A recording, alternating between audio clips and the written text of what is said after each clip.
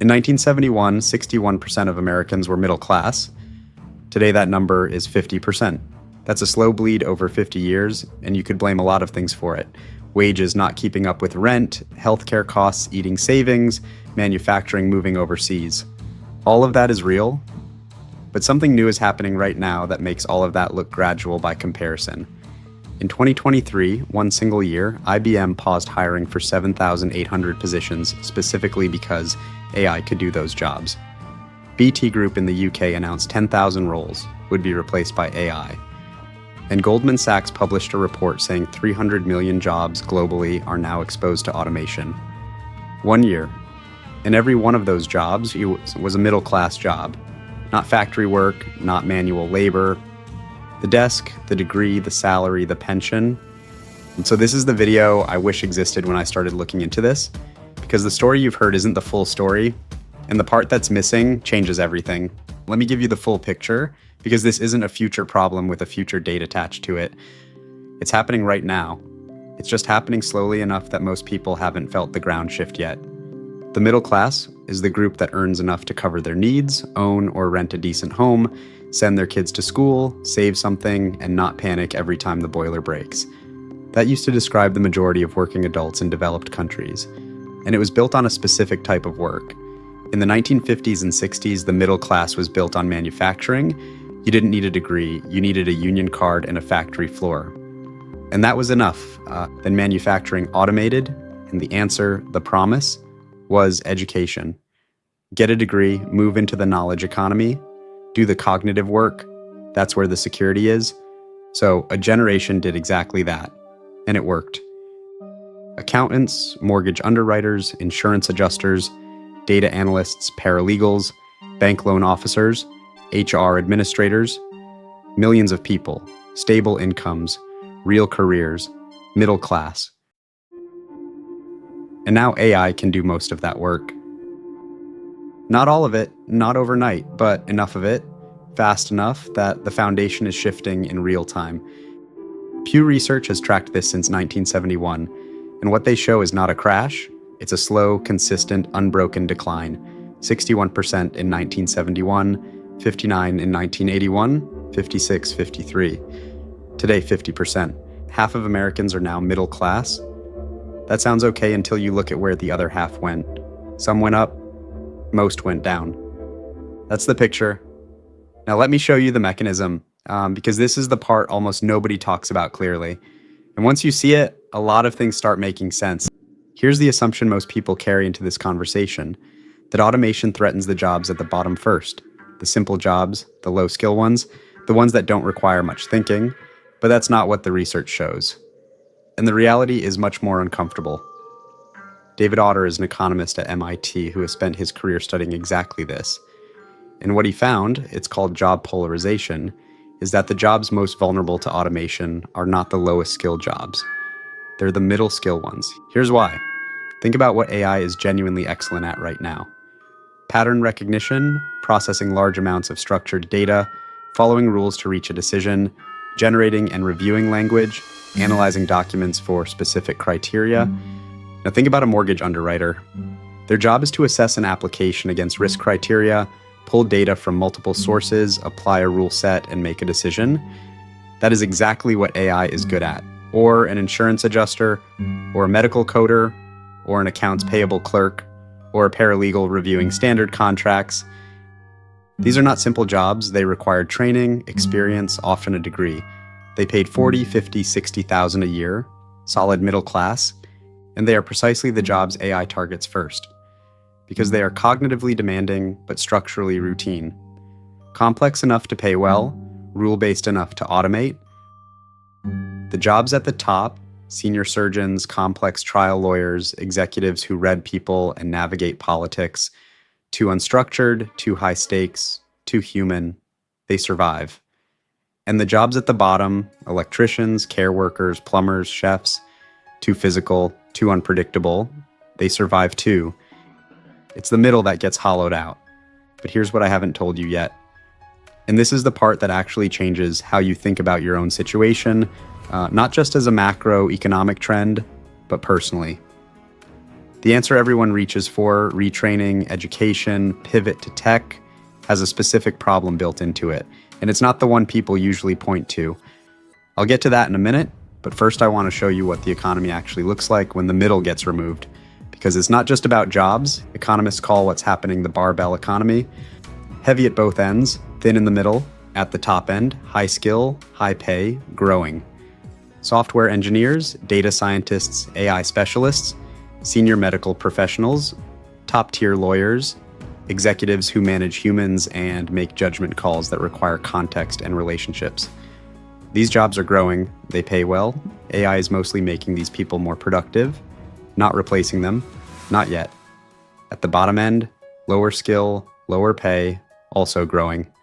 Delivery drivers, care workers, cleaners, hospitality. These jobs grow because they require physical presence in unpredictable environments. The one thing AI still can't do cheaply at scale, they're not disappearing, but they don't pay middle-class wages.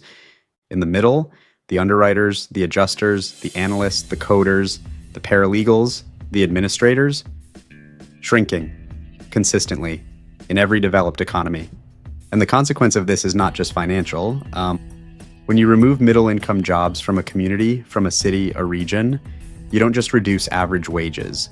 You remove the entire economic ecosystem that middle-class spending sustains.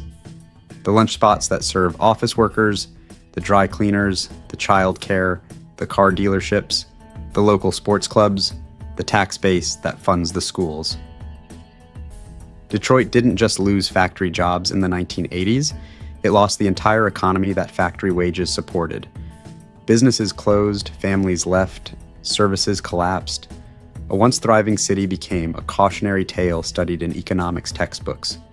The same process, slower, less visible, more geographically distributed, is beginning now in sectors that assumed they were safe because their work was intellectual. That's what the barbell economy actually means at ground level. Not a chart, not a statistic. Empty offices in towns that used to be fine. Here's the serious counter-argument, and I want to give it real credit because it's made by serious people and it has history on its side. Every technological revolution in history destroyed jobs and created more than it destroyed. The printing press made monks obsolete but created publishing. The car killed the horse industry but created auto manufacturing, roads, suburbs, fast food, motels, an entirely new economy. Even the ATM, which was supposed to eliminate bank tellers, ended up increasing the number of bank tellers because branches got cheaper to run, so banks opened more of them. So the optimist says, relax, this is the same story. New technology, temporary pain, new jobs we can't yet imagine. I want to be honest here. I'm not certain the optimist is wrong. Nobody is. The future is genuinely unclear. But two things concern serious economists right now, and I think they're worth hearing. First, speed. Previous technological transitions happened over decades, long enough for education systems to adjust, for new industries to emerge and hire, for workers to retrain. AI capabilities are advancing on a timeline measured in months. The systems we built for managing technological transition, universities, vocational training, government retraining programs, were not designed for this pace. Second, breadth. Previous automation waves targeted specific sectors: steel mills, textile factories, call centers. This wave targets cognitive work across all sectors simultaneously because the skills being automated, reading, analyzing, writing, deciding, are the general purpose foundation that every white-collar job is built on. There's no obvious safe harbor industry to retrain into. Darren Acemoglu, an economist at MIT who has become one of the most important voices on this, published research showing that for every dollar of productivity gain from automation, workers have historically captured only a small fraction. The majority goes to the owners of capital. So even when AI creates genuine economic value, which it does, the distribution of that value is not automatic. And it doesn't tend to flow toward the workers whose jobs were replaced. The new jobs that AI creates, AI trainers, prompt engineers, AI integration specialists, are real. But there are far fewer of them, and they cluster in a handful of cities at a handful of companies, requiring a specific kind of education that a 48-year-old insurance adjuster in the Midlands or the Midwest does not have and cannot easily get. That is the crack in the optimist's argument. Not that it's wrong, but that the transition is far more painful for specific people than the aggregate numbers suggest. When I look at how people are actually responding to this, not in theory, but in practice, I see three groups. The first group is waiting, hoping their specific role, their specific company, holds out long enough. Maybe it does for a while, but this is not a strategy. It's a delay with an expiry date. The second group is panicking, convinced everything is going, paralyzed by the scale of it, swinging between denial and doom without landing anywhere useful. Also not a strategy. The third group, and these are the people I watch most carefully, are doing something specific. They're not trying to outcompete AI. They're asking a different question. They're asking, what part of what I do requires me to be a human being that another human being actually needs in the room? And they're going deeper on that, while using AI for everything else. The accountant who stops doing the data processing and starts doing exclusively the judgment calls, the complex advice, the client relationships, the situations where context matters and rules don't quite fit. The insurance adjuster who becomes the person clients call when the AI's decision doesn't account for the full reality of their situation. The paralegal who becomes the person who explains what the contract means in plain language, not just what it says. This is not a perfect answer. It doesn't work for everyone. Some jobs are going away, and the honest thing is to say so clearly. But for many people in middle-class roles right now, the window to make this shift is open. It won't be open indefinitely. So, the middle class is disappearing. AI is not the only reason, but it is now the fastest reason.